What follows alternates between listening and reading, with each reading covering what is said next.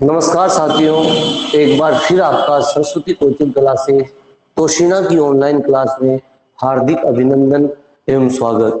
मैं प्रदीप शर्मा आपके बीच उपस्थित हूँ संस्कृत विषय को लेकर।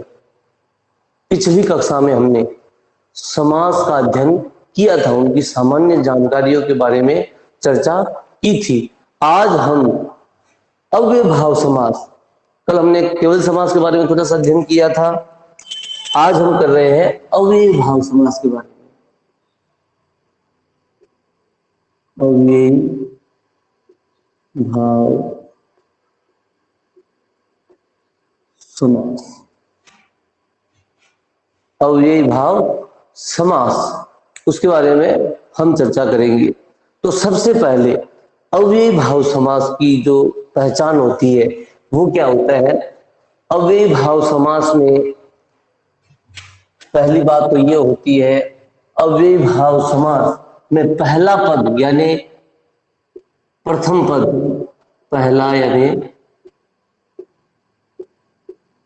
प्रथम पद अव्यय या उपसर्ग होता है।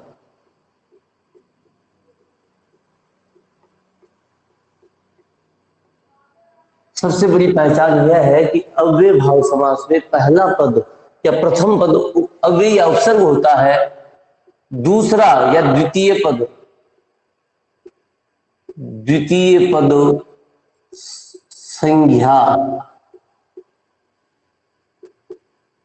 होती है। संज्ञा शब्द होता है, द्वितीय पद होता है वो संज्ञा शब्द होता है। द्वितीय पद क्या होता है दोस्तों? संज्ञा शब्द होता है। पूर्व पद प्रधानों, पूर्व पद प्रधानों अव्ययी भावः, पूर्व पद प्रधानों अव्ययी भावः, यानी अव्ययभाव समास का पूर्व प्रथम पद जो अव्यय वाला है, जो उपसर्ग वाला पद है, वो प्रधान, पूर्व पद प्रधान होता है। पूर्व पद प्रधान, पूर्व पद प्रधानो अव्ययी भावः, ये सूत्र है, पूर्व पद प्रधानो अव्ययी भावः। इस समास का जो पहला पूर्व पद है अर्थात जो अव्यय उपसर्ग वाला जो पद है वो प्रधान होता है। समस्त पद, जब समस्त पद बन जाता है, समास विग्रह में पहला और द्वितीय पद रहता है और जब समास किया जाता है तो उसको समस्त पद कहा जाता है। समस्त पद अव्यय होता है। जब समस्त पद बना दिया जाता है तो वो पूरा का पूरा शब्द ही अव्यय ही बन जाता है। अव्यय के कभी रूप नहीं चलते, न वो लिंग में, न वचन में, न पुरुष में कभी भी परिवर्तित नहीं होता। नपुंसक लिंग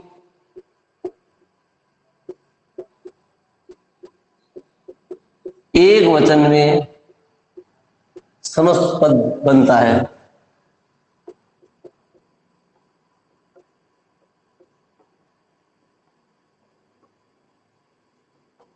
अव्यय समास का जो समस्त पद है वह नपुंसक लिंग एक वचन का होता है। नपुंसक लिंग एक वचन का होता है। समस्त पद पूरा पूरा अव्यय हो जाता है और वह नपुंसक लिंग एक वचन में लिखा जाता है। पहला पद प्रथम पद अव्यय उपसर्ग होता है, द्वितीय पद संज्ञा शब्द होता है, पूर्व पद प्रधानो अव्ययी भावः है अर्थात पूर्व पद प्रधान होता है। जो अव्यय उपसर्ग वाला पद होता है दोस्तों अव्ययभाव समास का, वो प्रधान होता है। समस्त पद, जब समस्त पद बनाया जाता है तो वो पूरा का पूरे शब्द अव्यय हो जाता है, जिसका नपुंसक लिंग एक वचन में प्रयोग किया जाता है। सदैव नपुंसक लिंग एक वचन में ही प्रयुक्त होता है। और इसका जो पाणिनीय सूत्र है, पाणिनीय सूत्र, मुख्य सूत्र, पाणिनी मुख्य सूत्र अव्ययभाव समास का, वो है अव्ययम विभक्ति समीप समृद्धि व्यर्थी अर्थ अभाव अति अथ असंप्रति शब्द प्रादुर्भाव पश्चात यथा अनुपूर्व योग पद्य सादृश्य संपत्ति साकल्यान्त वचनेषु।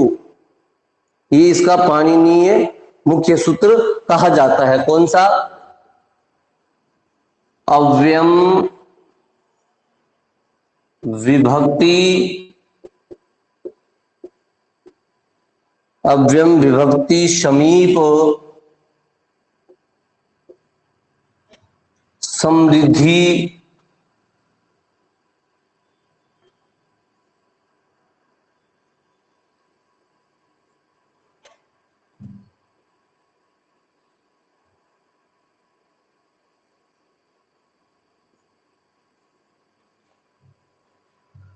समृद्धि व्यध्यर्थ अभाव अभाव येयासम प्रति शब्द प्रादुर्भाव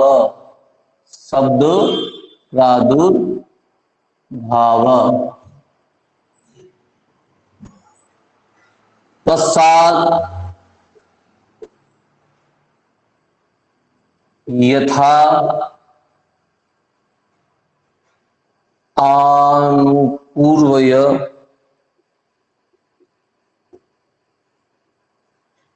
योगपद्य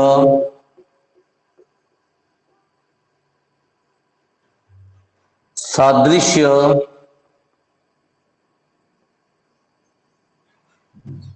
संपत्ति साकल्यान्त वचनेषु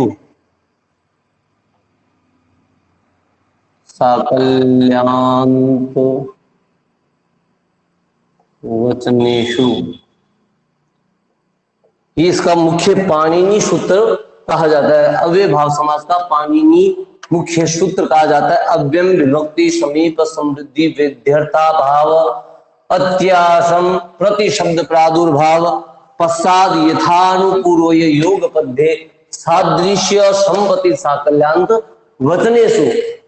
अर्थात अव्यय भाव जो समास है वो विभक्ति अर्थ में, समीप अर्थ में, समृद्धि अर्थ में, व्यर्थी अर्थ में, अर्थ अभाव अर्थ में, अत्य अर्थ में, प्रति अर्थ में, शब्द प्रादुर्भाव अर्थ में, पश्चात अर्थ में, आनुपूर्वय अर्थ में, योग पद्य अर्थ में, सादृश्य अर्थ में, संपत्ति अर्थ में, साकल्यान्त अर्थ में, विभक्ति समीप समृद्धि व्यर्थी अर्थ अभाव अत्य प्रति शब्द प्रादुर्भाव। ये जो शब्द है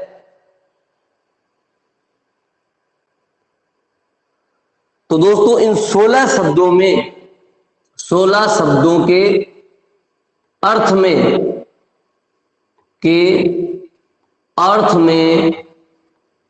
अव्यय भाव समास का प्रयोग किया जाता है। अव्यय भाव समास होता है कौन कौन से अर्थ में? विभक्ति, सप्तमी विभक्ति के अर्थ में, सप्तमी विभक्ति के अर्थ में, समीप यानी पास के अर्थ में, समृद्धि के अर्थ में, व्यर्थी यानी अभाव या दुर्गति के अर्थ में, अभाव के अर्थ में, अत्य के अर्थ में यानी नाश के अर्थ में, प्रति यानी आम्रेजी शब्दों के योग के अर्थ में, शब्द प्रादुर्भाव शब्द की उत्पत्ति के अर्थ में, पश्चात आनुपूर्वय योग पद्ये सादृश्य संपत्ति साकल्यान्त वचनेषु। इन 16 शब्दों के अर्थ में अव्यय भाव समास का प्रयोग किया जाता है। तो हम दोस्तों इन 16 शब्दों के बारे में चर्चा करेंगे, बात करेंगे। तो हम इसको एक सारणी के माध्यम से समझते हैं। आपने ये देख लिया अव्यय भाव समास का पहला यानी प्रथम पद अव्यय होता है, उपसर्ग होता है, दूसरा पद संज्ञा शब्द होता है, और जब समस्त पद बनाया जाता है तो पूरा का पूरा शब्द अव्यय ही कहलाता है। उसके कभी रूप नहीं चलते, न वो कभी लिंग वचन में परिवर्तित होता है। सदैव नपुंसकलिंग एक वचन का प्रयोग किया जाता है समस्त पद में। और दोस्तों पूर्व पद प्रधानो अव्ययीभावः, पूर्व पद यानी पहला पद प्रधान होता है वो अव्ययीभाव समास होता है। इसका जो पाणिनीय मुख्य सूत्र है वो है अव्ययम विभक्ति समीप समृद्धि व्यध्यर्थ अभावात्यासम प्रतिशब्द प्रादुर्भाव तस्साद यथा अनुपूर्व योग पद्ये सादृश्य संपत्ति साकल्यान्त वचने से, ये इसका पाणिनीय मुख्य सूत्र है। तो अव्ययभाव समास का प्रयोग निम्न 16 शब्दों के अर्थों में किया जाता है, निम्न 16 शब्दों के अर्थ में किया जाता है। तो इसको हम इस सूत्र को अलग अलग करके आराम से समझते हैं। वो कौन से 16 अर्थ है, 16 शब्द है जिनके अर्थों में अव्ययभाव समास का प्रयोग किया जाता है। तो सबसे पहले बात करते हैं हम विभक्ति अर्थ में। तो यहां पे हम क्या करेंगे, यहां पे लिखेंगे अव्यय। यहां क्या लिखेंगे दोस्तों, अव्यय। यहां लिखेंगे अर्थ, किस अर्थ में प्रयोग किया जाता है, किस अर्थ में प्रयोग किया जाता है। और यहां लिखेंगे विग्रह, यहां क्या लिखेंगे विग्रह। और यहां लिखेंगे समस्त पद।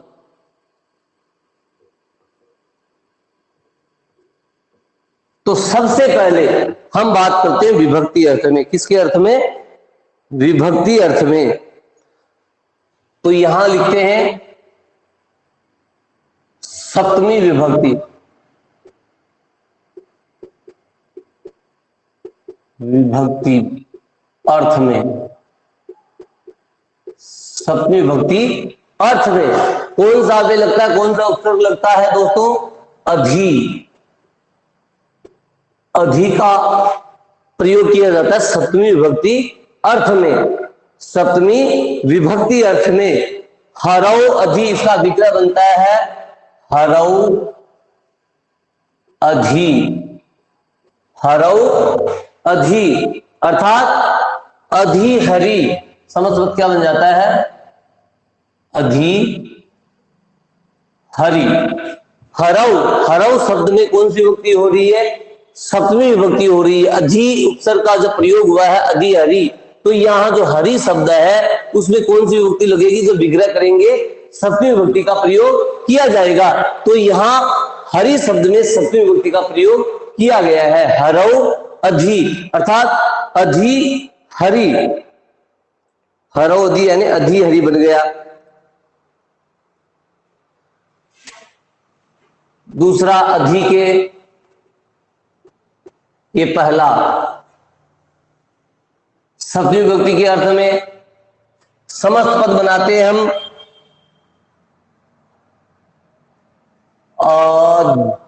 अध्यात्म, अध्यात्म। इसका अर्थ क्या है, आत्मा में, आत्मा में। और इसका है हरि में, हरि में। तो यहां में जो है वो सप्तमी का है, तो आत्मा शब्द में सप्तमी विभक्ति का प्रयोग करना है। तो सप्तमी विभक्ति में क्या बनता है, आत्मनि, आत्मनि इति क्या बन जाएगा, अध्यात्म क्या बन जाएगा। तो ये नपुंसकलिंग में है, अधि हरि अध्यात्म, ये नपुंसकलिंग में इनका प्रयोग किया गया है।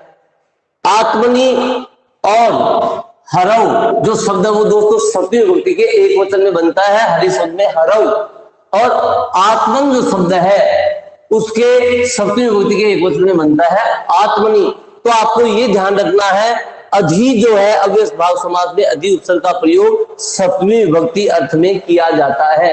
किस अर्थ में किया जाता है, सप्तमी विभक्ति अर्थ में। तो अधि हरि, अगर अधि है तो जो शब्द बना हुआ है अगर विग्रह करना है आपको तो उसकी सप्तमी विभक्ति का रूप यहां लिखना है पहले। तो यहां अधि के साथ हरि है तो यहां बन गया सप्तमी विभक्ति के अर्थ में है, तो हरौ अधि या हरौ इति भी लिख सकते हैं, हरौ इति या हरौ अधि। यहां अध्यात्म, अधि आत्मा, यहां इसको अलग अलग करेंगे तो क्या हो जाएगा, अधि आत्मा। तो यहां आत्मन शब्द है अध्यात्म, तो आत्मा शब्द की, आत्मा शब्द की सप्तमी विभक्ति के एक वचन में बनता है आत्मनि। क्यों सप्तमी विभक्ति क्यों आई? क्योंकि अधि का प्रयोग दोस्तों सप्तमी विभक्ति के अर्थ में किया जाता है, यह आपको ध्यान रखना है। अधि का प्रयोग अव्ययभाव समास में सप्तमी विभक्ति के अर्थ में अधि का प्रयोग किया जाता है, उपसर्ग का प्रयोग किया जाता है। तो आत्मनि इति, आत्मनि अधि ऐसे भी लिख सकते हैं। और जब संस्कृत बना तो अध्यात्म नपुंसक लिंग में बनाया गया है। दूसरा हमारा जो अर्थ था अव्ययम विभक्ति समीप, सूत्र में क्या है? अव्ययम विभक्ति समीप। तो समीप के अर्थ में करना है हमें, किसके अर्थ में? समीप यानी पास। समीप के अर्थ में कौन सा उपसर्ग आता है? उप। कौन सा उपसर्ग आता है दोस्तों? उप उपसर्ग आता है। समीप के अर्थ में कौन सा उपसर्ग आता है? उप उपसर्ग का प्रयोग किया जाता है। समीप अर्थ में उप उपसर्ग का प्रयोग किया जाता है। तो हम लिख रहे हैं, विग्रह लिख रहे हैं, नद्याः नद्याः समीपम, नद्याः समीपम, नद्याः समीपम। यहां तो षष्ठी विभक्ति का प्रयोग किया गया है। आपको ये ध्यान रखना है अधि के साथ ही सप्तमी विभक्ति का प्रयोग किया जा रहा है विग्रह में, और बाकी सब में ज्यादातर 90% चांस होता है अव्ययभाव समास में जब इसका विग्रह किया जाता है तो षष्ठी विभक्ति का प्रयोग ज्यादा किया जाता है। और जो द्वितीय पद है उसमें हमेशा नपुंसक लिंग का प्रयोग किया जाता है। और जब समस्त पद बनता है तो वह पूरा का पूरा पद नपुंसक लिंग के एक वचन में बनता है। तो यह नद्याः समीपम, ये विग्रह आपके सामने, नद्याः समीपम। समीप के अर्थ में कौन से उपसर्ग का प्रयोग किया जाता है? समीप या पास के अर्थ में उप उपसर्ग का प्रयोग किया जाता है। किस उपसर्ग का? उप उपसर्ग का। तो हमें क्या लिखना है पहले यहां पर? उप। अब जो नदी शब्द है उसका नपुंसक लिंग का एक वचन हमें लिखना है। नदी शब्द का एक वचन हमें लिखना है, और क्या लिखेंगे? उपनदम। क्या लिख देंगे? उपनदम, अर्थात नदी के समीप। अब क्या हो जाएगा? नदी के समीप। मैंने कल आपको एक बात बताई थी कि समास में समस्त पद और समास विग्रह का अर्थ कभी परिवर्तन नहीं होता। यहाँ उपनदम का अर्थ नदी के पास, और जो विग्रह किया गया है यहाँ पे नद्याः समीपम, उसका भी अर्थ है नदी के समीप या नदी के पास। तो यहां नद्याः समीपम, नद्याः समीपम, यहां षष्ठी विभक्ति है। कौन सी विभक्ति है दोस्तों? षष्ठी विभक्ति का प्रयोग किया गया है। यहां प्रथमा विभक्ति का प्रयोग किया गया है नपुंसक लिंग में। इसमें नपुंसक लिंग में प्रथमा विभक्ति का प्रयोग किया गया। और जब समस्त पद पूरा का पूरा पद बनता है अव्ययभाव समास में, वो नपुंसक लिंग के एक वचन में बनता है। तो यह नद्याः समीपम, समीपम के अर्थ में कौन सा उपसर्ग आता है? उप उपसर्ग आता है। तो उपनदम क्या हो जाएगा? समस्त पद उपनदम, नदी के पास। एक और उदाहरण देखते हैं। उप के ही गंगा, गंगा समीपम, गंगा समीपम, गंगायाः समीपम, गंगायाः समीपम। क्या बन जाएगा दोस्तों? गंगायाः, गंगाया षष्ठी विभक्ति का प्रयोग किया गया है, या नपुंसक लिंग की प्रथमा विभक्ति का प्रयोग किया गया है। गंगाया समीपम अर्थ होता है गंगा के समीप, गंगाया समीपम अर्थ क्या होता है? गंगा के समीप। गंगाया समीपम क्या बन जाएगा? सबसे पहले आ जाएगा उप, क्योंकि समीप के अर्थ में कौन सा उपसर्ग आता है? उप। उपगंगम क्या बन जाएगा? उपगंगम, गंगा के समीप या पास, गंगा के समीप या पास। नगरस्य, या देखो षष्ठी विभक्ति का प्रयोग किया जा रहा है सब शब्दों में। नगरस्य समीपम, तो समीप के अर्थ में कौन सा उपसर्ग आता है दोस्तों? उप आता है। उप। अब यहाँ नगरस्य में षष्ठी विभक्ति का प्रयोग किया गया है, यहाँ गंगाया में षष्ठी विभक्ति का प्रयोग किया गया है, यहाँ नद्या में नदी शब्द के षष्ठी विभक्ति का प्रयोग किया गया है। लेकिन हमें अब नपुंसक लिंग की प्रथमा विभक्ति के एक वचन का प्रयोग करना है तो नगरम क्या आ जाएगा, नगरम, उपनगरम। तो नगर से समीपम का समस्त क्या बन जाएगा, उपनगरम, अर्थात नगर के समीप क्या बन जाएगा, नगर के समीप।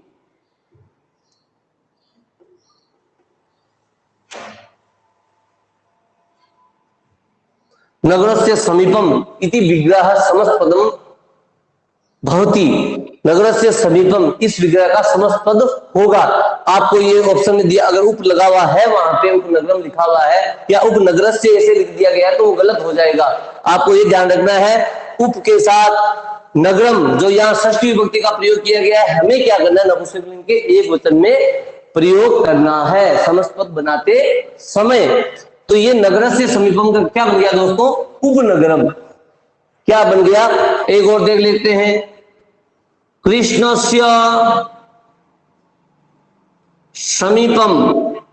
तो समीप के अर्थ में कौन सा उपसर्ग आता है, समस्त पद बनाते समय ध्यान रखना है, तो हमें पहले लिखना है उप।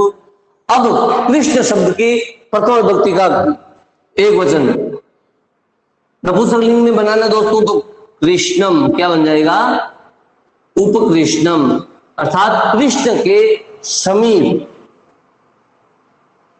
कृष्ण के समीप, कृष्ण के समीप, कृष्णस्य समीप। अब हमने देखा था कि ये इसका उपनदम, उपगंगम, उपनगरम, उपकृष्णम अव्ययभाव समास का जो पहला पद होता है वो उपसर्ग अव्यय होता है, दूसरा पद कोई संज्ञा होता है, संज्ञा शब्द होता है। और नपुंसकलिंग का ये पहचान हम देखो, पहचान कैसे करते हैं, यहाँ अव्यय उपसर्ग है, दूसरा शब्द है नगरम, ये संज्ञा है, और यहाँ नपुंसकलिंग एक वचन में इसका प्रयोग किया गया है उपनगरम। अब इसको बनाते समय जब हम समास विग्रह करते हैं तो हमें क्या करना है, पहले इसको लिखना है, इसके साथ षष्ठी विभक्ति का प्रयोग करना है। नगरस्य उप की जगह क्या लिखना है, उप किसके अर्थ में आता है, समीप के अर्थ में आता है, तो नगरस्य समीपम। यहाँ उपकृष्णम लिखा हुआ है तो यह षष्ठी विभक्ति का प्रयोग करना है विग्रह करते समय, कृष्णस्य समीपम। उपगंगम, गंगायाः षष्ठी विभक्ति का प्रयोग करना है, गंगायाः समीपम, नद्याः समीपम। तो दोस्तों इसी के साथ ये था उप, समीप के अर्थ में। अब हमारा जो सूत्र था अव्यय विभक्ति समीप, अब है समृद्धि, समृद्धि के अर्थ में। किसके अर्थ में, यहां तो यही है तीसरा नंबर।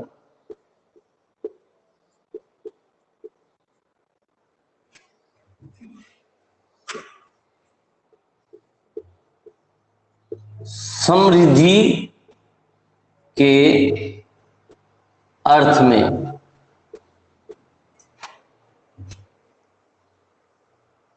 तो समृद्धि के अर्थ में जिस उपसर्ग का प्रयोग किया जाता है दोस्तों वह सुउपसर्ग। कौन सा उपसर्ग है, सुउपसर्ग का। समृद्धि के अर्थ में अव्ययभाव समास में जिस उपसर्ग का उपयोग किया जाता है, प्रयोग किया जाता है या प्रयुक्त होता है वो है सुउपसर्ग। सुउपसर्ग का प्रयोग अव्ययभाव समास में समृद्धि के अर्थ में किया जाता है। जैसे मद्राणाम, मद्राणाम समृद्धि ही, मद्राणाम समृद्धि, मद्राणाम समृद्धि। अब इसका हमें समस्त पद बनाना है, मद्राणाम समृद्धि, इसका हमें क्या बनाना है, समस्त पद बनाना है। अब आपको यहां देखना है इसमें कौन सी विभक्ति हो रही है, मद्राणाम, अर्थात षष्ठी विभक्ति का बहुवचन है। कौन सी विभक्ति है यहाँ पे, षष्ठी विभक्ति है। समृद्धि, यहां नपुंसकलिंग में प्रथम विभक्ति का प्रयोग किया गया है समृद्धि में। तो अब हमें क्या करना है, समृद्धि अर्थ में कौन सा उपसर्ग आता है दोस्तों, सु उपसर्ग आता है। तो पहले क्या लिखना है, सु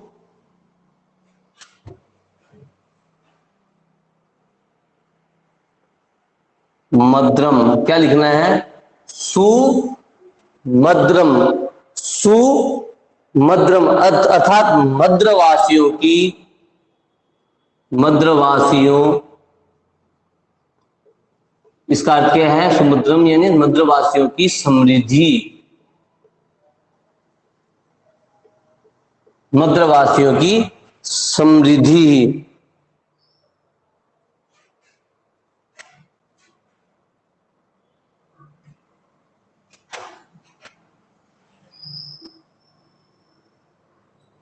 मंगोलानाम, मंगोलानाम समृद्धि, मंगोलानाम समृद्धि। अब हमें इसका समस्त पद कैसे बनाना है?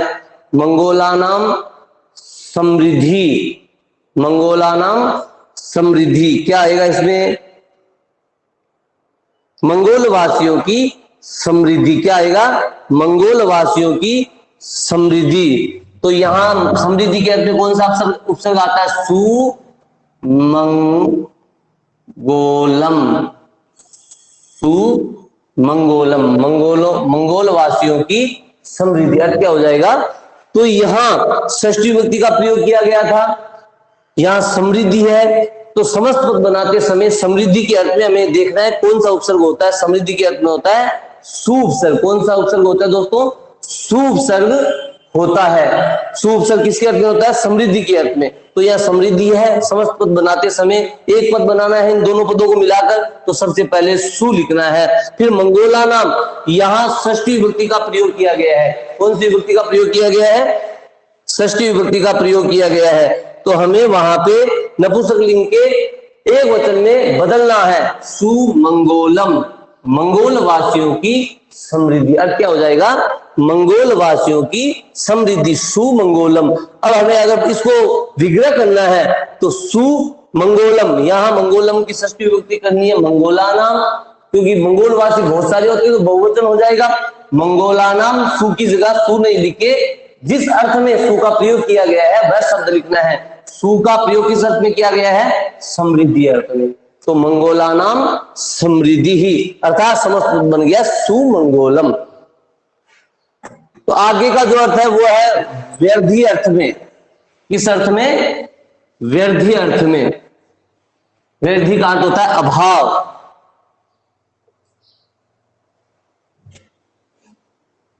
4 नंबर,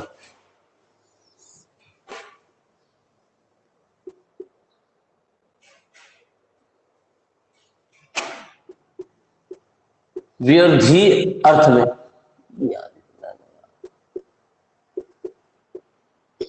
व्यर्थी अर्थ में हमें ये देखना है कि व्यर्थी अर्थ में किस उपसर्ग का प्रयोग किया जाता है। व्यर्थी अर्थ में किस उपसर्ग का प्रयोग किया जाता है? तो व्यर्थी अर्थ में दोस्तों दुर उपसर्ग का प्रयोग किया जाता है। किस उपसर्ग का प्रयोग किया जाता है? दुर उपसर्ग का प्रयोग किया जाता है। दुर उपसर्ग का प्रयोग किया जाता है। जैसे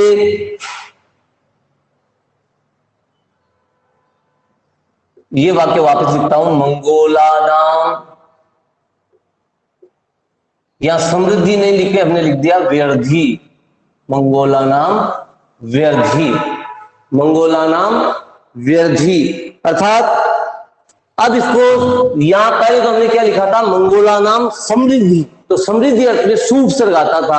अब लिखा हुआ है मंगोलानाम व्यर्थी। अब यहां पे भी षष्ठी विभक्ति का प्रयोग किया गया है, मंगोलों की व्यर्थी। व्यर्थी का अर्थ होता है अभाव होता है, या फिर दुर्गति के अर्थ में प्रयोग किया जाता है व्यर्थी शब्द का। तो यहां मंगोलानाम व्यर्थी है, मंगोलों की दुर्गति या मंगोल वासियों का अभाव शब्द में यहां प्रयोग किया गया है। तो व्यर्थी किस अर्थ में? उपसर्ग के अर्थ में आता है दुर। तो हमें क्या लिखना है समस्त पद बनाते समय? दू आधा रह है, उसके बाद मंगोला नाम, इसको नपुंसकलिंग एक वचन में लिखना है, मंगोलम, और रह आ जाएगा यहां पे दुर्मंगोलम। क्या आ जाएगा? दुर्मंगोलम, मंगोल वासियों की दुर्गति या मंगोल वासियों का अभाव या मंगोल वासियों का नाश। तो मंगोल वासियों की दुर्गति। व्यर्थी अर्थ में कौन सा उपसर्ग आया? दुर उपसर्ग। और वह तो नपुंसकलिंग एक वचन में आना ही है, पूरा अव्ययभाव समास में, पूरे के पूरे अव्ययभाव समास में नपुंसकलिंग एक वचन में आता है। अब इसको अगर हम इसका विग्रह करें तो यह दुर है। दुर आपको यही याद रखना है कि दुर व्यर्थी अर्थ में आता है अव्ययभाव समास में। तो दुर तो व्यर्थी अर्थ में है, तो मंगोल जो शब्द है उसकी षष्ठी विभक्ति लिखनी है। अब मंगोलवासी बहुत सारे होते हैं तो वहां बहुवचन आ जाएगा मंगोला नाम। अब वहां दुर नहीं लिखा जाएगा, बल्कि जिस अर्थ में उसका प्रयोग किया जाता है वो लिखा जाएगा। क्या लिखा जाएगा? व्यर्थी, मंगोला नाम व्यर्थी।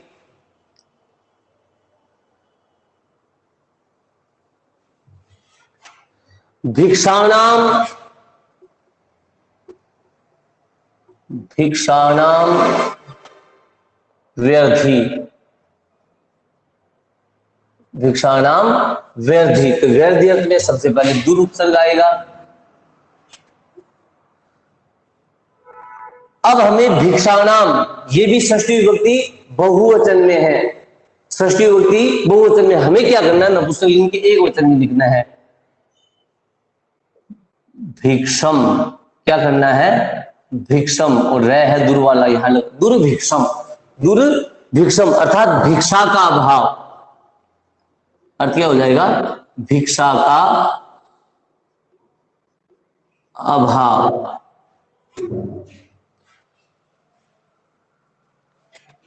यवनानाम, यवनानाम व्यर्थी। तो वही बात है, व्यर्थी है तो हमें दूर लिखना है। और यवनानाम, इसमें षष्ठी विभक्ति का प्रयोग किया गया है, हमें नपुंसकलिंग के एक वचन में लिखना है। तो यवन और मैं आ जाएगा पीछे यवनम। दुर यवनम, दुर यवनम अर्थात यवनों की दुर्गति, यवनों की दुर्गति, यवनों की दुर्गति। तो यहां आपको ध्यान ये रखना है, दुर उपसर्ग का प्रयोग अव्ययभाव समास में व्यर्थी अर्थात दुर्गति व अभाव के अर्थ में किया जाता है। दुर उपसर्ग का प्रयोग किसके अर्थ में किया जाता है दोस्तों? अव्ययभाव समास में व्यर्थी अर्थ में, जिसका अर्थ होता है अभाव या दुर्गति। तो ये वह व्यर्थी अर्थ में कौन सा उपसर्ग आता है? दुर उपसर्ग अव्ययभाव समास में प्रयोग किया जाता है। अब आगे का जो शब्द है वो है अभाव अर्थ में। किस अर्थ में? अभाव अर्थ में। 5 नंबर, अभाव अर्थ में। अभाव अर्थ में हमें ये देखना है, अभाव अर्थ में किस उपसर्ग का प्रयोग किया जाता है। अभाव अर्थ में किस उपसर्ग का प्रयोग किया जाता है? तो अभाव अर्थ में किया जाता है निरुपसर्ग का प्रयोग। किस उपसर्ग का? निरुपसर्ग का प्रयोग किया जाता है। मक्षिकाणाम, मक्षिकाणाम अभाव, मक्षिकाणाम अभाव।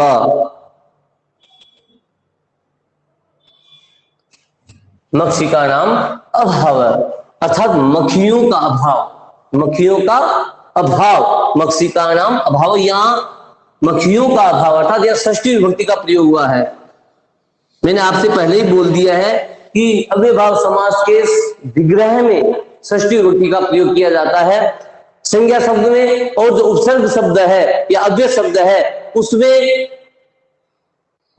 नपुंसकलिंग एक वचन का प्रयोग किया जाता है। तो यहां षष्ठी विभक्ति का बहुवचन है दोस्तों, मक्षिकाणाम अभाव है। अब हमें यह ध्यान रखना है कि अभाव अर्थ में अव्ययभाव समास में निरुपसर्ग का प्रयोग किया जाता है। तो सबसे पहले क्या लिखेंगे? निर। और मक्षिका शब्द है उसका हमें नपुंसकलिंग में बनाना है निर्मक्षिकम। क्या बन जाएगा? निर्मक्षिकम, मक्खियों का अभाव। क्या बन जाएगा? मक्खियों का अभाव। इसका अर्थ हो जाएगा मक्खियों का अभाव। निर्मक्षिकम, मक्षिकाणाम अभावः। यहां निर है, यहां मक्षिकम शब्द है, इसको समझ, जिसका विग्रह करते समय मक्षिकम जो शब्द है उसमें षष्ठी विभक्ति का प्रयोग करना है। मक्षिकाणाम और जो निर है वो किस अर्थ में आया है, उस शब्द को लिखना है अभाव अर्थ में। तो अभाव, मक्षी का नाम अभाव है, मक्खियों का अभाव। विघ्नानाम अभाव है,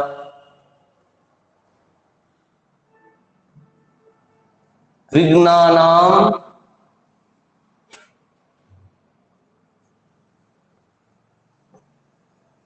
अभाव है। तो इसका क्या बन जाएगा दोस्तों, विघ्नानाम अभाव का समस्त क्या होगा, अभाव है तो निर्विघ्नम, निर्विघ्नम, विघ्नानाम अभाव, विघ्नों का अभाव, विघ्नों का अभाव। तो यहां भी षष्ठी विभक्ति का बहुवचन है, विघ्नानाम अभाव है, विघ्नों का अभाव। तो यह अभाव के अर्थ में निरुपसर्ग आ गया, निर्विघ्नम, निर्विघ्नम। ये समस्त पद है वो पूरा का पूरा अव्यय बन गया। समस्त पद क्या बन गया, अव्यय, नपुंसकलिंग के एक वचन में पूरा का पूरा अव्यय बन गया, निर्विघ्नम। अब इसको विग्रह करेंगे, इसका विग्रह करेंगे तब विघ्नम शब्द में षष्ठी विभक्ति का बहुवचन आ जाएगा, विघ्नानाम, और निर के स्थान पर जिसके अर्थ में निर का प्रयोग हुआ है वो शब्द आ जाएगा अर्थात अभाव के अर्थ में। तो यह आ जाएगा निर्विघ्नानाम अभाव, निर्विघ्नम। तो ये था निर अभाव अर्थ में, मक्षिका नाम अभाव है, निर्मक्षिकम। अब हम आगे करते हैं दूसरे शब्द के अर्थ में, वह अत्य, अत्य के अर्थ में, अत्य के अर्थ में, अत्य का अर्थ होता है नाश, अर्थात नाश के अर्थ में। कौन सा उपसर्ग प्रयोग में लगाया जाता है, अति, अत्य के अर्थ में दोस्तों अति उपसर्ग का प्रयोग किया जाता है। अत्य के अर्थ में किस उपसर्ग का प्रयोग किया जाता है, अत्य के अर्थ में, नाश के अर्थ में किस उपसर्ग का प्रयोग किया जाता है, अति उपसर्ग का प्रयोग किया जाता है। हिमस्य, हिमस्य अत्य, हिमस्य अत्य, हिमस्य अत्य। तो अत्य का जो प्रयोग है वो किसके अर्थ में आता है, किस उपसर्ग के अर्थ में यह अत्य प्रयोग किया गया है, अति उपसर्ग के अर्थ में। तो हमें यहां लिखना है अति। अब यहां हिमस्य षष्ठी विभक्ति का प्रयोग किया गया है, हमें नपुंसकलिंग के एकवचन में लिखना है हिमम। तो क्या बन जाएगा, अति हिमम, हिम का नाश। क्या हो जाएगा, हिम का नाश, अति हिमम, हिमस्य अत्य, अति हिमम का हिमस्य अत्य।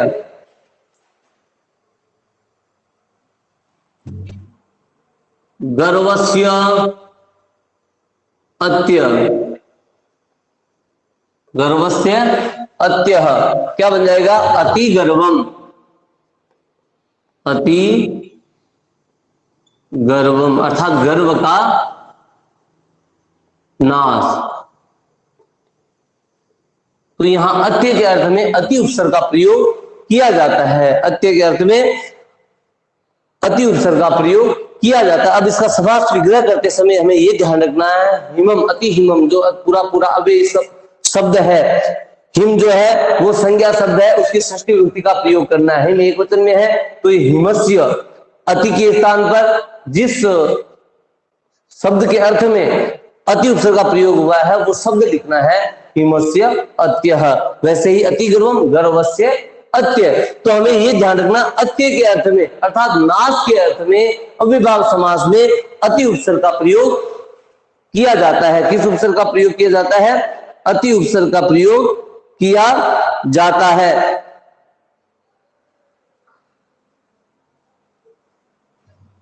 आगे इसको साफ कर देते हैं।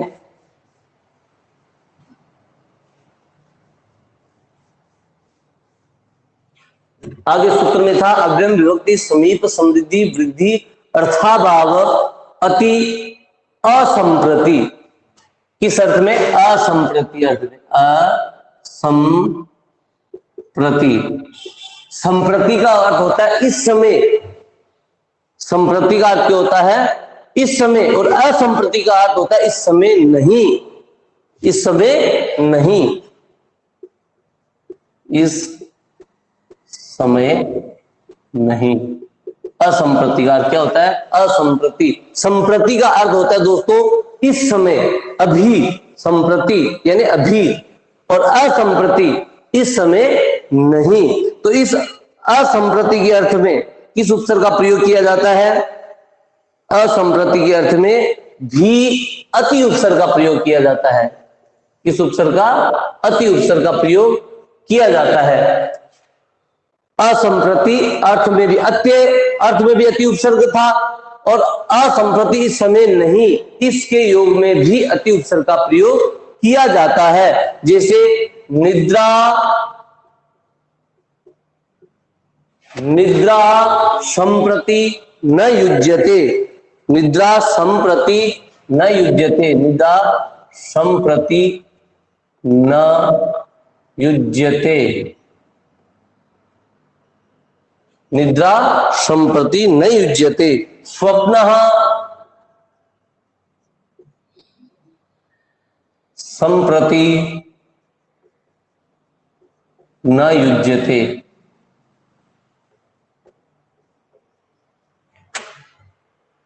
इसका अर्थ है निद्रा संप्रति न युज्यते, इस समय नींद उचित नहीं है। निद्रा यानी नींद, संप्रति यानी अभी, नहीं यानी नहीं, युज्यते यानी उचित है, अर्थात इस समय नींद उचित नहीं है, इस समास विग्रह का अर्थ है। और स्वप्न संप्रति न युज्यते, इस समय स्वप्न उचित नहीं है, या इसको ऐसे भी कह सकते हैं इस समय सोना उचित नहीं है, इस समय सोना उचित नहीं है। तो संप्रति, असंप्रति यानी संप्रति न युज्यते और संप्रति न युज्यते, इसके अर्थ में, असंप्रति के अर्थ में कौन सा उपसर्ग आता है दोस्तों? अति उपसर्ग आता है। कौन सा उपसर्ग आता है? अति उपसर्ग आता है। तो हमें यहां लिखना है अति। और निद्रा, इसको हमें नपुंसकलिंग एक वचन में लिखना है, निद्रम। क्या आ जाएगा? निद्रम, अति निद्रम, इस समय नींद उचित नहीं है, इस समय नींद, इस समय नींद उचित नहीं है, अति निद्रम। अब यहां संप्रति नहीं युज्यते की जगह क्या आ जाएगा? अति स्वप्न आ जाएगा, अति स्वप्नम, इस समय सोना उचित नहीं है, इस समय स्वप्न उचित नहीं है। अति स्वप्नम, अति स्वप्नम, अति निद्रम, अर्थात इस समय नींद उचित नहीं है, इस समय स्वप्न उचित नहीं है, अर्थात सोना उचित नहीं है। तो यहां जो अति उपसर्ग का प्रयोग किया गया है, किस अर्थ में किया गया है? निद्रा संप्रति न युज्यते, संप्रति न युज्यते, असंप्रति के अर्थ में किया गया है। किसके अर्थ में? असंप्रति के अर्थ में अति उपसर्ग का प्रयोग किया गया है। किस अर्थ में? असंप्रति अर्थ में।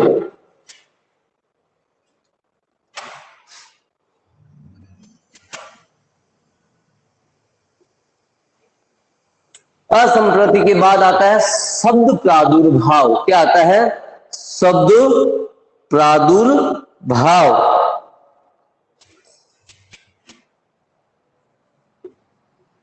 शब्द प्रादुर्भाव या प्रकाश,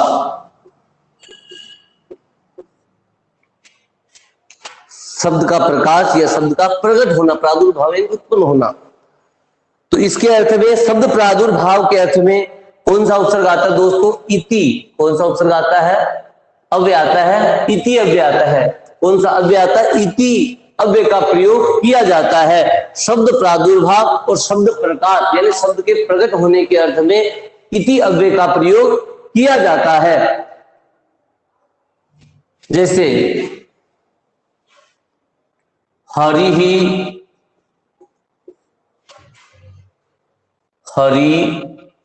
शब्दस्य प्रकाशः, या फिर इसको ऐसे लिख सकते हैं हरि शब्दस्य प्रादुर्भावः।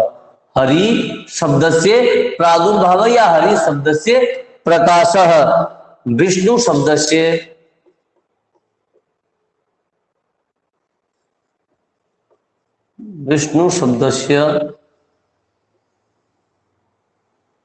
प्रादुर्भाव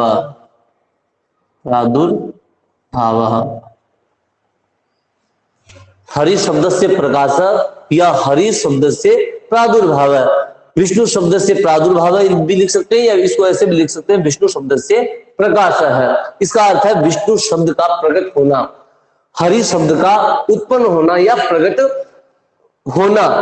तो यहाँ शब्द प्रादुर्भाव के अर्थ में जिस उपसर्ग का प्रयोग किया गया वह उपसर्ग कौन सा है दोस्तों? इति। कौन सा है? इति उपसर्ग है। तो हमें लिखना है इति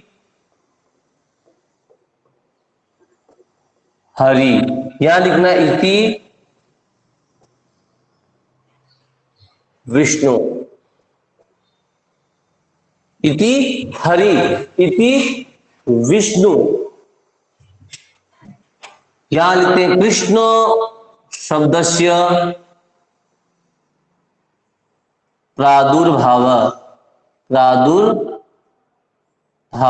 तो यहां लिखेंगे इति कृष्णम, इति कृष्णम। तो यहां कृष्ण शब्द से प्रादुर्भाव, इति शब्द का प्रयोग, इति जो अव्यय है इसका प्रयोग शब्द प्रादुर्भाव के लिए किया जाता है। इसके लिए शब्द प्रकाश या शब्द प्रादुर्भाव के लिए किया जाता है। यहाँ कृष्ण शब्द का प्रकट होना अर्थ है, यहाँ विष्णु शब्द का प्रकट होना, यहाँ आता है हरि शब्द का प्रकट होना या उसका प्रकाश होना, उत्पन्न होना। तो इसको बनाते समय कृष्ण शब्द से इति न लिख के वहां उसको विग्रह में लिखना है शब्द प्रादुर्भाव या प्रकाश। कृष्ण शब्द से प्रादुर्भाव या विष्णु शब्द से प्रादुर्भाव या विष्णु शब्द से प्रकाश, या हरि शब्द से प्रादुर्भाव है या फिर विग्रह में लिखना है हरि शब्द से प्रकाश। तो ये हरि शब्द का प्रकट होना, हरि शब्द का प्रकट होना, इसका अर्थ है यहां विष्णु शब्द का प्रकट होना या कृष्ण शब्द का प्रकट होना। तो हमें ध्यान रखना है शब्द प्रादुर्भाव के योग में कौन सा उपसर्ग होता है दोस्तों? या अव्यय का प्रयोग किया जाता है, सॉरी इति अव्यय का प्रयोग किया जाता है।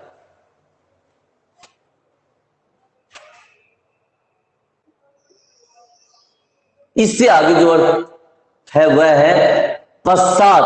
किस अर्थ में? पश्चात अर्थ में।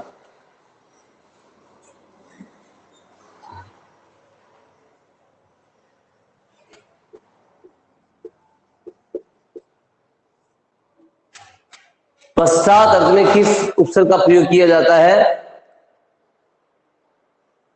अनु उपसर्ग का प्रयोग किया जाता है। किसका? अनु। पश्चात यानी बाद में या पीछे। पश्चात का क्या है? पीछे या बाद में। तो यहां है विष्णु पश्चात, विग्रह क्या है? विष्णु पश्चात, विष्णु पश्चात। यहां विष्णु शब्द में षष्ठी विभक्ति है, पश्चात नपुंसकलिंग के एक वचन में प्रयोग किया गया है विष्णु पश्चात। इसका समस्त बनाते समय हमें क्या करना है? पश्चात के अर्थ में कौन सा उपसर्ग प्रयोग में लिया जाता है? विभाव समास में अनु। तो यहां अनु लिखना है। विष्णु क्या षष्ठी विभक्ति का प्रयोग किया गया है और इसका हमें क्या करना है? अव्यय बनाना है और विभाव समास में लिखना है। तो क्या करना है? नपुंसकलिंग में प्रयोग करना है अनु विष्णु। क्या जाएगा? अनु विष्णु, अर्थात विष्णु के पीछे, विष्णु के बाद, अनु विष्णु, विष्णु के बाद। हरे है पश्चात, हरे है पश्चात, अनु हरि, अनु हरि, हरि के पश्चात या हरि के बाद।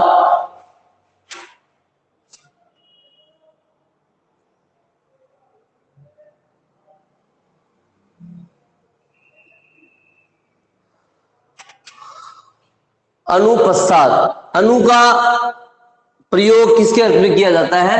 पश्चात के अर्थ में किया जाता है। अब हम आगे बात करते हैं जिस अर्थ में उपसर्ग का प्रयोग किया जाता है अव्ययभाव समास में। अब करते हैं बात आनुपूर्वय। किसमें? आनुपूर्वय। आनुपूर्वय, आनुपूर्वय अर्थात इसका अर्थ होता है क्रम में। क्रम में, आनुपूर्वय के अर्थ में यानी क्रम के अर्थ में जिस उपसर्ग का प्रयोग किया जाता है वो दोस्तों वो भी उसी उपसर्ग का प्रयोग किया जाता है, अनु उपसर्ग का। किस उपसर्ग का? अनु उपसर्ग का प्रयोग किया जाता है। किसके अर्थ में? आनुपूर्वय यानी क्रम के अर्थ में। जैसे ज्येष्ठस्य, ज्येष्ठस्य आनुपूर्वेण, आनुपूर्वेण, ज्येष्ठस्य आनुपूर्वेण। ज्येष्ठस्य में कौन सी विभक्ति है? षष्ठी विभक्ति का प्रयोग किया गया है और आनुपूर्वेण में तृतीय विभक्ति का प्रयोग किया गया है। तो ज्येष्ठस्य आनुपूर्वेण या आनुपूर्वेण के अर्थ में अर्थात क्रम, आनुपूर्वेण का अर्थ है क्रम में, इसका अर्थ होता है क्रम में। तो इस क्रम में आनुपूर्वेण जो शब्द लिखा गया है आनुपूर्वेण, उसके अर्थ में कौन सा उपसर्ग आता है? अनु उपसर्ग आता है। कौन सा उपसर्ग आता है? तो हमें क्या लिखना है? अनु। अब ज्येष्ठ से हमें क्या बनाना? नपुंसकलिंग के एक वचन में ज्येष्ठम। क्या हो जाएगा? अनु ज्येष्ठम, अनु ज्येष्ठम। ज्येष्ठ से इसका विग्रह करेंगे तब ज्येष्ठ से आनुपूर्वेण। ये याद रखना है अनु उपसर्ग जो यहां आया है किस अर्थ में आया है? क्रम के अर्थ में, यानी ज्येष्ठ के क्रम में। अर्थ क्या हो जाएगा? ज्येष्ठ के क्रम में। इसका अर्थ होगा अनुज्येष्ठम का अर्थ हो जाएगा ज्येष्ठ के क्रम में। तो आनुपूर्वेण अर्थ में कौन सा उपसर्ग दिया अव्यय प्रयोग दिया जाता है? अनु। कौन सा लिया जाता है दोस्तों? अनु। यानी आनुपूर्वेण यानी क्रम के अर्थ में अनु उपसर्ग का प्रयोग किया जाता है। तो ये जो विग्रह था ज्येष्ठ से आनुपूर्वेण, तो यहाँ आनुपूर्वेण को ध्यान में रखते हुए हमें कौन सा उपसर्ग लगाया? आगे लगाया अनु, और उसके बाद इसको कर दिया नपुंसकलिंग के एक वचन में ज्येष्ठम, अनु ज्येष्ठम, ज्येष्ठ से आनुपूर्वेण। इसी प्रकार योग पद्य आनुपूर्वेण, उसके बाद सूत्र में आता है शब्द योग पद्य। योग पद्य, युगपत।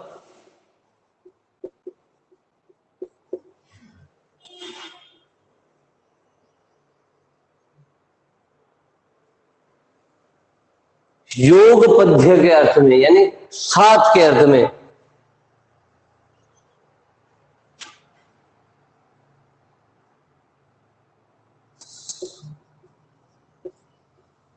योग पद्य के अर्थ में, युगपत के अर्थ में कौन सा उपसर्ग प्रयोग में लिया जाता है? क्या कौन सा अव्यय लिया जाता है काम में? स। कौन सा? स अव्यय का प्रयोग किया जाता है। जैसे चक्रेण युगपत,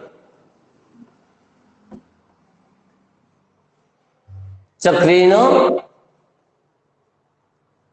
युगपत, चक्रेण युगपत, चक्रेण युगपत, चक्र के साथ, चक्र के साथ। अब हमें युगपत यानी योग पद्य के अर्थ में, सात के अर्थ में श का प्रयोग किया गया है, स अव्यय का प्रयोग किया गया है। तो युगपद समस्त पद बनाते समय हमें क्या लिखना है? पहले श लिखना है। क्यों लिखना है? क्योंकि अव्ययभाव समास का जो प्रथम पद प्रधान होता है, क्या होता है? पूर्व पद प्रधान होता है, वो अव्यय होता है, पूर्व पद हमेशा अव्यय होता है। तो यहाँ लिख दिया स। चक्रेण में तृतीय विभक्ति का प्रयोग किया गया है, तो स यहाँ हमें नपुंसकलिंग के एक वचन में लिखना है सचक्रम। चक्र के, चक्र के साथ, चक्र के साथ, सचक्रम।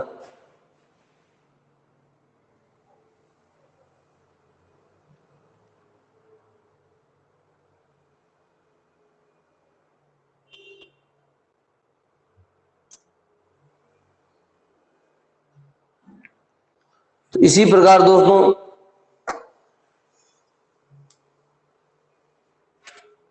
सादृश्य, सादृश्य, सादृश्य यानी समानता, सादृश्य यानी समानता। तो सादृश्य के अर्थ में और सादृश्य के अर्थ में भी स अव्यय का प्रयोग किया जाता है उपसर्ग के रूप में। सादृश्य यानी समानता के अर्थ में भी स का प्रयोग किया जाता है। जैसे हरे है, हरे है सादृश्यम, हरे सादृश्यम, हरे है सादृश्यम, हरि के समान, हरे है सादृश्यम, हरि के समान। तो यह सादृश्यम का अर्थ क्या है? के समान, यानी समानता बताई गई है, हरि के समान, हरे है सादृश्यम। तो यहां जो सादृश्यम के अर्थ में अव्ययभाव समास में कौन से अव्यय का प्रयोग किया जाता है? स का। तो स हरि क्या बन जाएगा? हरे सादृश्यम के क्या बन जाएगा? स हरि, हरे सादृश्यम। कृष्णस्य सादृश्यम, तो क्या बन जाएगा यहां पे? स कृष्णम, स कृष्णम, कृष्ण के समान। हरे सादृश्य मैंने हरे के, हरि के समान, यहां षष्ठी विभक्ति का प्रयोग किया गया हरे में और कृष्ण में। तो यहां हमें यह ध्यान रखना है, सादृश्यम के अर्थ में जिस उपसर्ग का या अव्यय का प्रयोग किया जाता है उसको समस्त पद बनाते समय पहले लिखना है, और यहां षष्ठी हो कोई भी विभक्ति हो उसे हमें केवल नपुंसकलिंग के एक वचन में बदलना है। तो यहां हरे की नपुंसकलिंग एक वचन में बन गई हरि। यहाँ कृष्ण से यानी कृष्णम, स कृष्णम, नपुंसकलिंग एक वचन में बनाना है, स कृष्णम। साकल्य के अर्थ में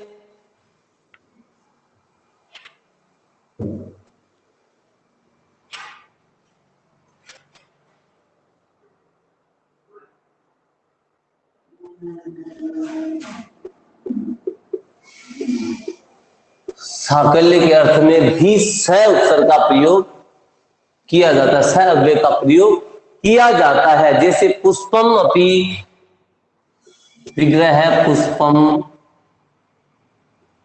पुष्पम अपि, पुष्पम अपि अपरित्यज्य,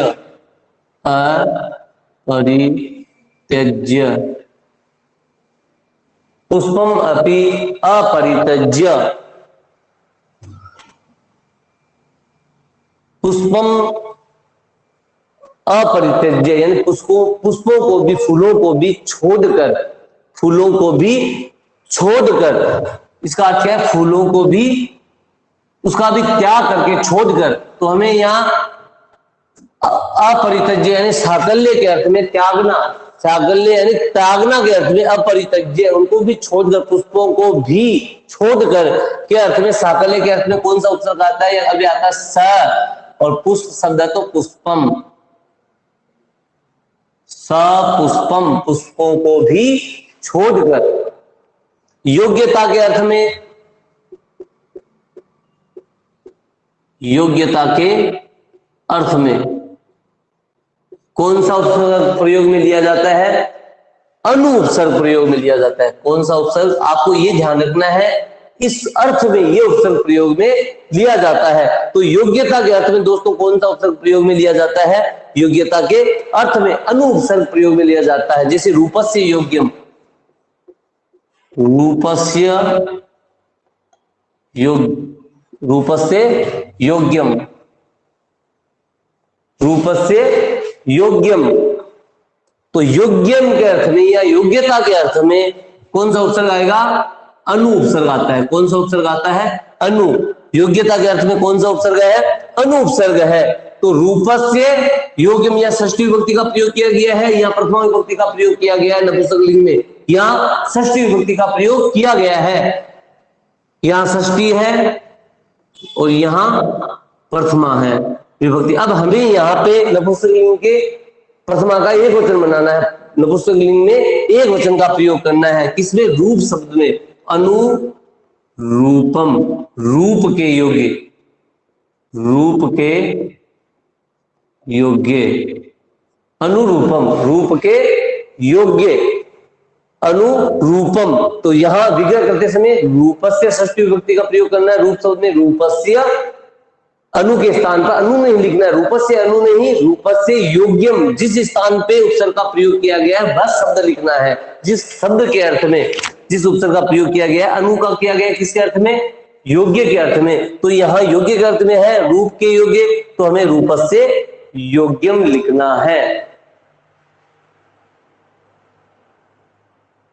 विप्सा के अर्थ में, यानी आम्रेगी शब्दों के अर्थ में, विप्सा के अर्थ में, विप्सा के अर्थ में,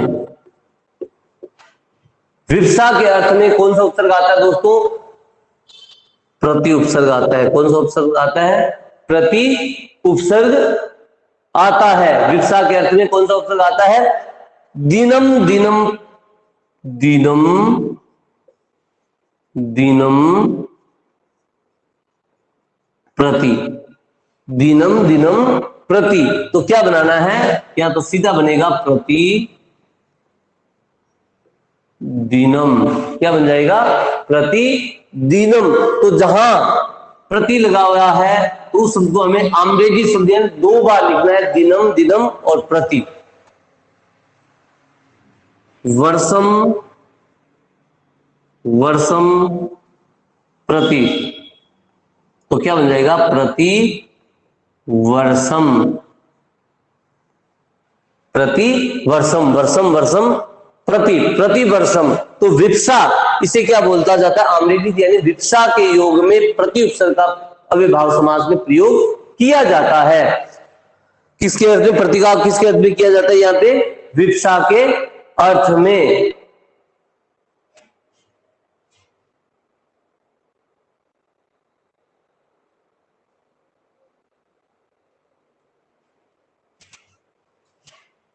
अंत के अर्थ में, अंत के अर्थ में, अंत यानी समाप्ति, समाप्ति। अंत के अर्थ में किस उपसर्ग का प्रयोग किया जाता है? क्षय का भी, इसमें भी क्षय अव्यय का प्रयोग किया जाता है। जैसे सुंदरकांड प्रियंतम, सुंदर कांड प्रियंतम, सुंदरकांड प्रियंतम, सुंदरकांड पर्यंत, स सुंदरकांडम, क्या आ जाएगा? स सुंदरकांडम, स सुंदरकांड, सुंदरकांड की समाप्ति तक, सुंदरकांड पर्यंत, सुंदरकांड की समाप्ति तक। तो यहां अंत के अर्थ में, समाप्ति के अर्थ में सुंदरकांड पर्यंतम स सुंदरकांडम, स अव्यय का प्रयोग किया गया है। पदार्थान अतिवृत्ति ही, पदार्थों की अतिवृत्ति के अर्थ में कौन सा उपसर्ग प्रयोग में लिया जाता है? अव्ययभाव समास में। और उसका समास विग्रह कैसा होता है? और उसका समास पद कैसा बनाया जाता है? पदार्थान अतिवृत्ति, पदार्थान अतिवृत्ति। तो पदार्थान अतिवृत्ति के अर्थ में प्रयोग किया जाता है यथा अव्यय का। यथा, शक्ति अनतिक्रम में, विग्रह देखते हैं हम, शक्ति अनति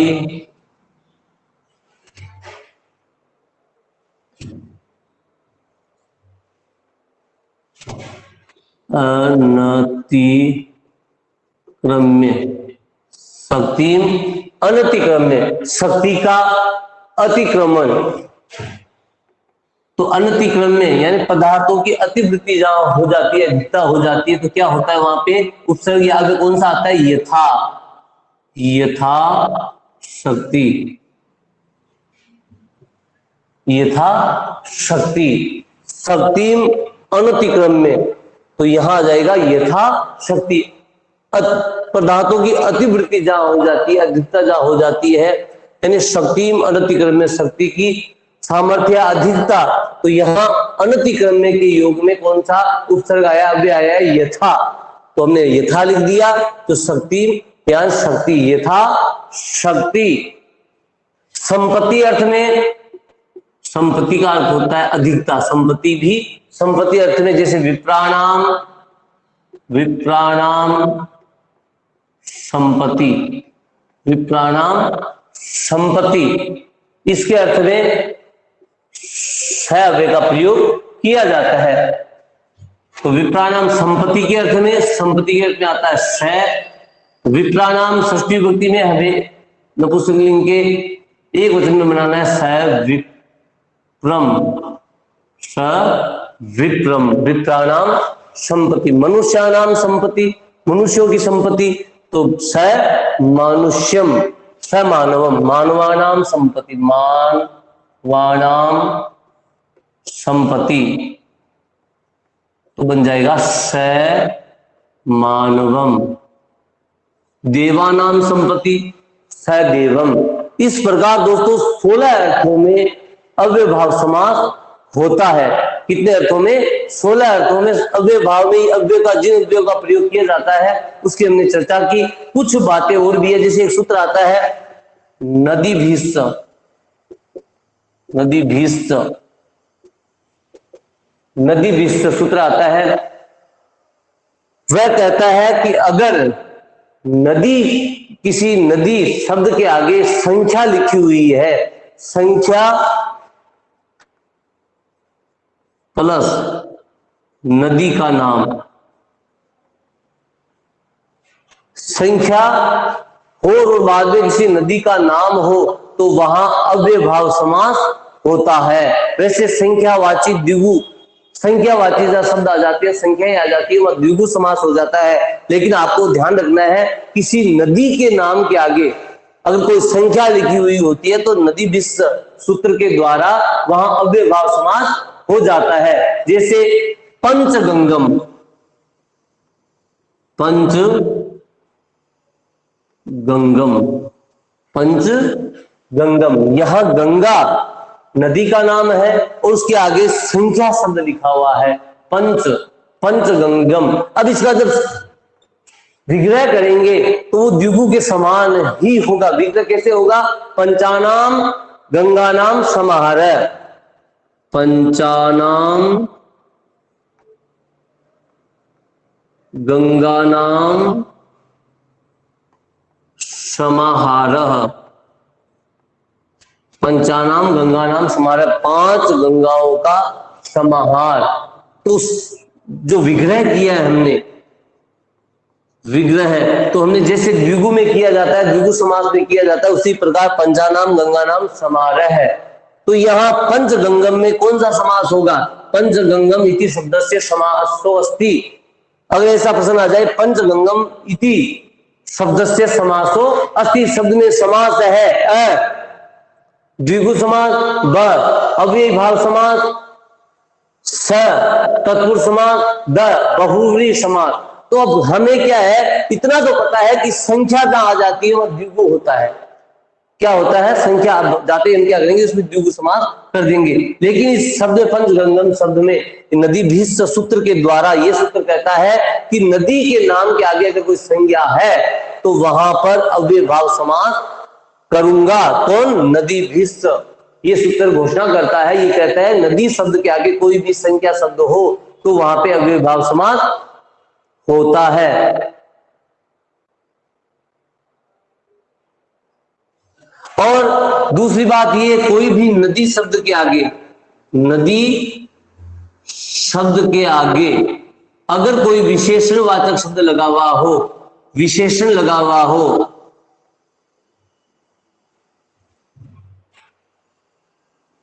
तो नदी शब्द के आगे कोई भी विशेषण लगा हुआ हो तो वहां भी दोस्तों अव्ययभाव समास होता है। कौन सा होता है? अव्ययभाव समास। तो आपको 2 बातें ध्यान रखनी है कि नदी शब्द के आगे कोई संख्या लगी हुई है तो वहां द्विगु नहीं होकर के अव्ययभाव समास करना है। केवल नदी शब्द के आगे, जैसे यमुना है, गंगा है, गंडकी है, कोई भी नदी हो, सरस्वती हो, उसके आगे अगर संख्या शब्द लगा हुआ है तो वहां अव्ययभाव समास होता है। और नदी शब्द के आगे कोई विशेषणवाचक शब्द या विशेषण लगा हुआ है तो भी वहां अव्ययभाव समास का प्रयोग किया जाता है। तो दोस्तों उन 16 अर्थों में अव्ययभाव समास होता है, और नदी शब्द के आगे संख्या हो वहां अव्ययभाव समास होता है। और नदी, कोई भी नदी के नाम से शब्द, किसी भी नदी के आगे, नदी शब्द के आगे अगर कोई विशेषण का प्रयोग किया गया है तो वहां भी आपको अव्यय समास ही करना है। तो दोस्तों आज की क्लास में बस इतना ही। मैं आशा करता हूं कि आपको आज की क्लास अच्छी लगी होगी। आप मुझे कमेंट बॉक्स में जरूर बताना आपको कैसी लगी, और कल फिर इसी समय हम किसी नए टॉपिक के साथ, अर्थात आगे का जो समास है तत्पुरुष समास के बारे में चर्चा करेंगे। तब तक के लिए दोस्तों जय हिंद, जय भारत, जय तु संस्कृतम। अगर आप मेरे चैनल पर पहली बार आए हो तो आप चैनल को सब्सक्राइब जरूर करना। दोस्तों जय हिंद, जय भारत।